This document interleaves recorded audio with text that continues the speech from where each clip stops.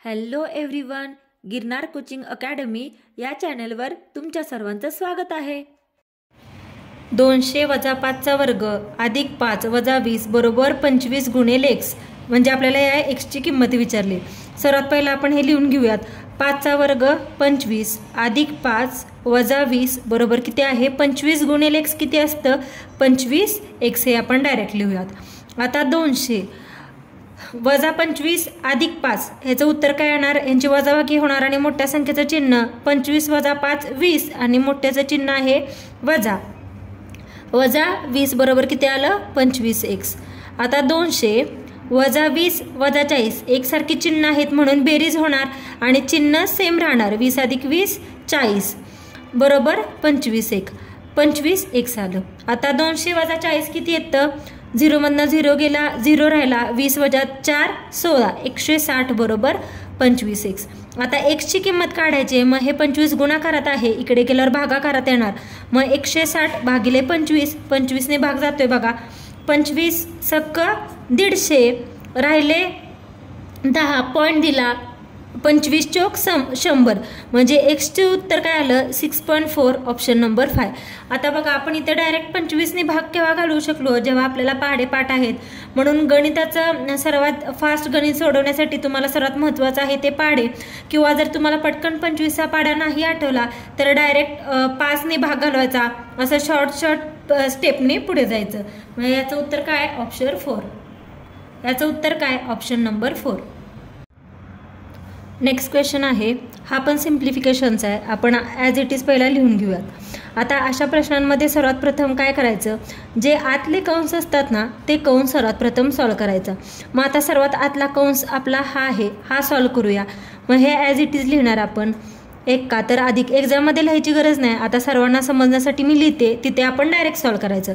4 वजा आता 5 वजा 2 किती येतं 3 आपला पहिला कंस सॉल्व झालाय बरोबर हा सर्वात आतला होता त्याच्यानंतरचा कंस हा आहे हा सॉल्व करू मग 92 वजा 71 अधिक 4 वजा 3 किती येतं 1 येतं राहिला हा ही कंस फक्त आता हा कंस राहिला मग 92 वजा 71 अधिक 1 किती 72 मग 92 वजा 72 2 वजा 2 0 9 वजा 7 2 म्हणजे याचं उत्तर काय आलं ऑप्शन नंबर 4 20। दिसताना प्रश्न मोठा दिसतोय पण अतिशय सोपा प्रश्न आहे सॉल्व करताना फक्त कंसमध्ये चुकायचं नाही आणि जी चिन्ह असतात ह्या चिन्हांमध्ये चुकायचं नाही।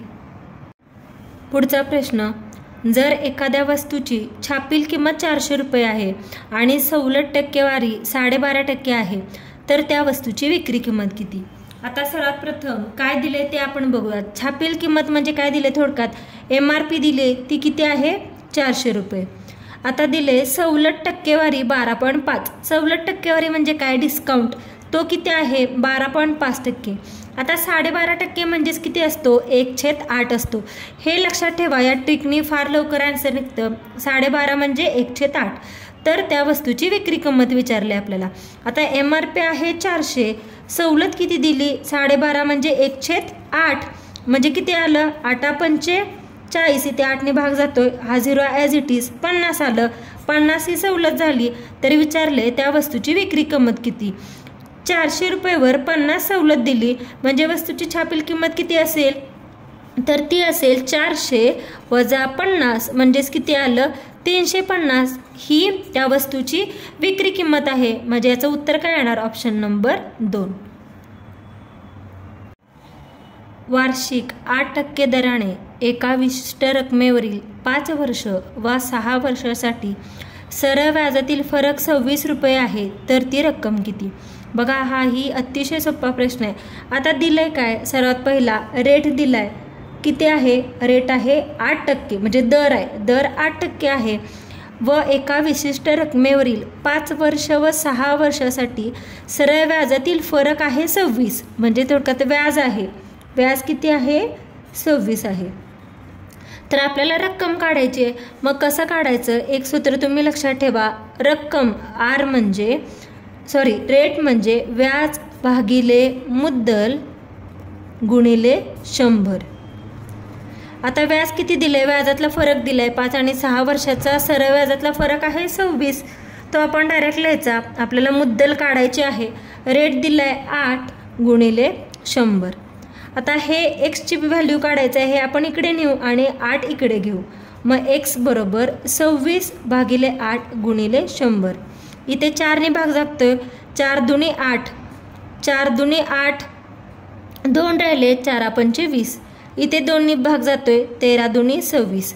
मग 13 गुणिले 25चा गुणाकार किती येतो, 13 पाचशे 65, 6 राहिले, 13 दुणे 26 आणि 6 32. म्हणजे एक्सची व्हॅल्यू किती आली तर 325. आणि तेच आपल्याला विचारले ती रक्कम किती आहे, तर ती रक्कम आहे 325. म्हणजे याचा आन्सर काय, ऑप्शन नंबर 3. पुढचा प्रश्न बघूयात. आयताची परिमिती 30 मीटर आहे व रुंदी 7 मीटर आहे, तर आयताचे क्षेत्रफळ किती. आता सर्वात पहिला आयताच्या क्षेत्रफळाचं सूत्र काय आहे, तर लांबी गुणिले रुंदी. पण आपल्याला इथे दिले काय, रुंदी दिली आहे आणि परिमिती दिली आहे, लांबी दिली नाही आहे. मग आता आयताचं परिमितीचं सूत्र बघूया. आयताची परिमिती कसं काढतात, तर 2 गुणिले लांबी अधिक रुंदी असते, बरोबर. परिमिती दिली आहे आपल्याला, ती आहे 30, बरोबर. इथे व्हॅल्यू पुट करूया. 2 गुणिले लांबी काढायची आहे आपल्याला, अधिक रुंदी आहे 7. आता हे सॉल्व करूया. हे 2 गुणाकारात आहे, इकडे गेल्यावर भागाकारात येणार. म्हणजे 30/2 बरोबर काय येणार, लांबी अधिक 7. मग 15, इथे 2ने भाग जातोय, 15 दुणे 30, इथे आलं 15 बरोबर काय, लांबी अधिक 7. मग लांबी बरोबर हे अधिक 7 इकडे गेल्यावर वजा होणार. म्हणजे लांबी बरोबर काय येणार, 15 वजा 7 आणि याचं उत्तर किती येतं, 8, बरोबर. आता आपल्याला लांबी भेटली आणि रुंदी पण दिली. मग आयताचं क्षेत्रफळ लांबी आहे 8 आली, गुणिले रुंदी किती आहे 7 दिले. मग 7 ते 8 किती झालं, 56. आणि क्षेत्रफळ किती असतं, मीटर स्क्वेअर. म्हणजे आयताचं क्षेत्रफळ काय येणार, तर 56 मीटर स्क्वेअर येणार. पुढचा क्वेश्चन बघूया. हा बघा पदावलीचा प्रश्न आहे आणि प्रश्नात नीट बघा विचारले काय, क्वेश्चन मार्कचा घन दिलाय आणि हे क्वेश्चन मार्कच्या जागी काय नंबर येईल विचारलाय. जेव्हा असा सिम्प्लिफिकेशनचा म्हणजे पदावलीचा प्रश्न असतो तो नेहमी बॉडमस मेथडनी सोडवायचा, म्हणजेच कंचू भागू भेव. म्हणजे काय, पहिला कंस, गुणाकार, भागाकार, बेरीज आणि वजाबाकी. मग आता आपण बघत कसा सॉल्व करूया. सर्वात प्रथम तुम्हाला समजण्यासाठी मी ॲज इट इज लिहिते, डायरेक्ट सॉल्व करायला नको आपण. तर आता काय करायचं, सर्वात पहिला आतला कंस सॉल्व करायचा, बरोबर. इथे एक्सचा घन दिलाय. आता आतला कंस कोणता आहे, हा आहे, आधी हा सॉल्व करायचा. हे ॲज इट इज लिहूयात. मग 11 गुणिले 6 66 वजा 48, ठीक आहे. परत हा कंस सॉल्व करूयात. 7चा वर्ग वजा 2चा वर्ग वजा 66 वजा 48 किती येतं, यांची वजाबाकी येते 18. आता 7चा वर्ग 49 वजा 2चा वर्ग 4 वजा 18, ठीक आहे. आता आपण हे सॉल्व करूयात. 49 वजा वजा सेम चिन्ह आहेत म्हणजे यांची बेरीज येणार आणि हेच चिन्ह येणार. मग 18 अधिक 4 किती, 22. आणि 49 वजा 22 यांची वजाबाकी किती येते, 9तनं 2 गेले 7, 4तून 2 गेले 2 राहिले. पण हे 27 काय दिले, 27 बरोबर एक्सचा घन दिलाय. म्हणजे आपल्याला ह्या स्वरूपात उत्तर पाहिजे. मग कितीचा घन 27 आहे, तर 3चा घन 27. म्हणजे 27 हे कसं लिहू शकतो आपण, 3चा घन बरोबर एक्सचा घन. म्हणजेच एक्सची व्हॅल्यू किती आली, तर 3. म्हणजे याचं उत्तर काय येणार, ऑप्शन नंबर 4.